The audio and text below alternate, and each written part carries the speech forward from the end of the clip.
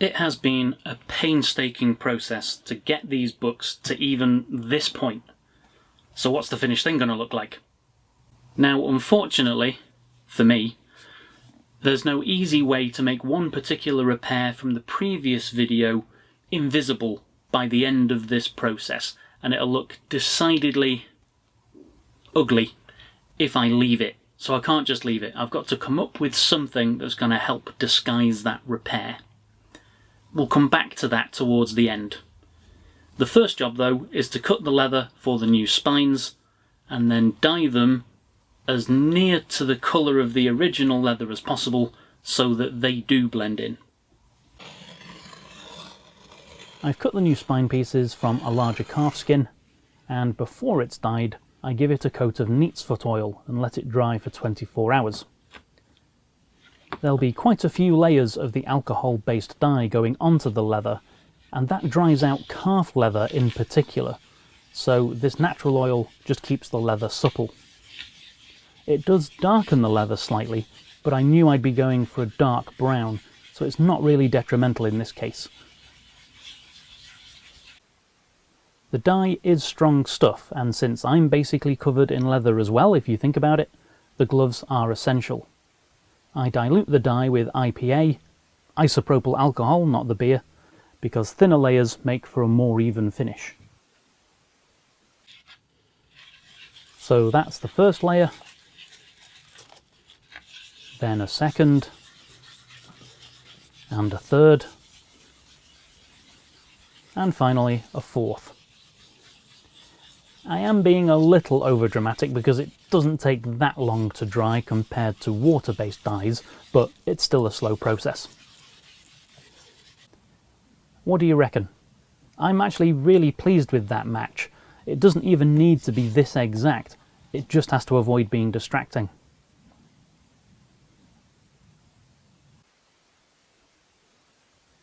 I've already thinned out the edges of the piece of leather so it's not bulky under the original, then paste it up with wheat starch, give that time to absorb into the leather for better adhesion, hence folding it over on itself so it doesn't dry out, and then very carefully place it onto the spine piece which I've glued to the hollow I made in the last episode.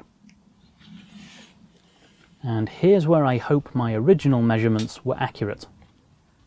Usually in bookbinding you do things on the backboard first, but for this I always start on the front so that the leather is right up against that decorative debossed line stamped onto the original leather. If it ends up being a little bit short on the back as a result, it's less noticeable since people really just look at the front of books. And yes, that's a knitting needle. They're just right for pressing the leather down into the groove at the shoulder. Once the leather's down, I can put the board leather back down, sandwich the book in foam to protect it, and leave it under a light weight for 24 hours to let the wheat starch adhesive set fully. It needs to because the next bit involves opening the boards, and I don't want them shifting around because the wheat starch paste hasn't set. Here I'm doing the turn-ins, squeezing the leather down the inside of the spine with a bone folder and over the inside of the boards, working out any creases or wrinkles which will either be unsightly or even compromise the opening and closing of the book. Then it's back under weights for another 24 hours. While the new leather spines are drying, it's the perfect time for me to enjoy a well-earned IPA, the other kind, and ask you to give the like button a nudge, which will share this video with a wider audience. Cheers! Now, thanks to the magic of editing, we're going to immediately move on to solving the problem that I mentioned at the start of the video, that there really is no easy way around. As you'll remember from the last episode, to really secure the boards to the book, I'm sandwiching them between the leather on the outside and this cloth hinge on the inside. I'm back to using PVA here since I'm not dealing with leather, and it's okay if this dries much faster. The boards are fixed in place by the leather already. Once it's contoured to the shoulder of the book, I can put the board paper back down over it, and to make sure the book will open and close properly, I leave it to dry in 3 positions. Open, half closed or half open if you're an optimist, and fully closed. The quicker drying PVA means I can do the other side the same day, but once they're both done, guess what? I leave it between wooden boards for another 24 hours.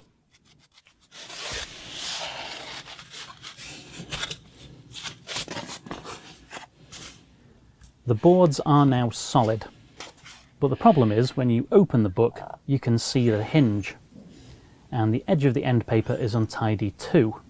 So what to do?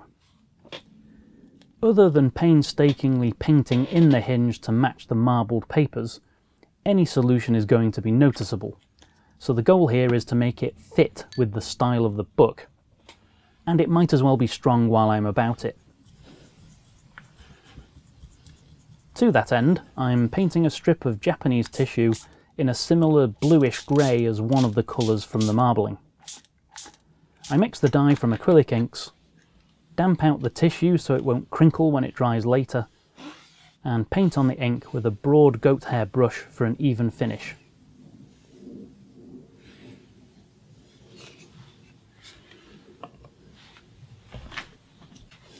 This is trimmed to size once it's dry, glued out and moulded over the hinge, and goes through the same drying process.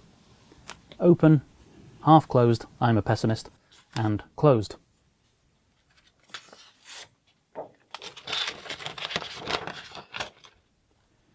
"24 hours later, what do you think?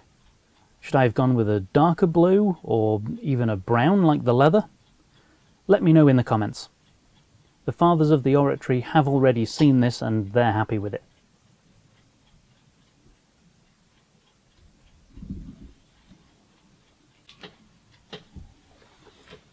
The final piece of the puzzle is to put the original spine back on.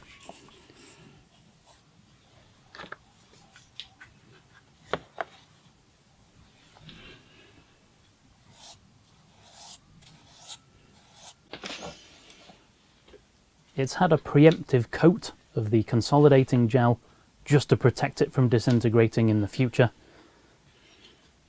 And then it's just a matter of lining it up and making sure it's on the right way up.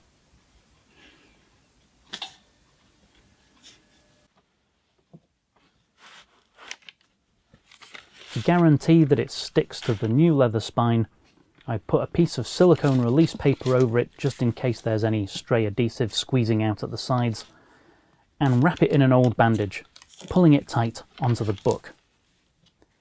The usual length of time later, and the book is finally complete.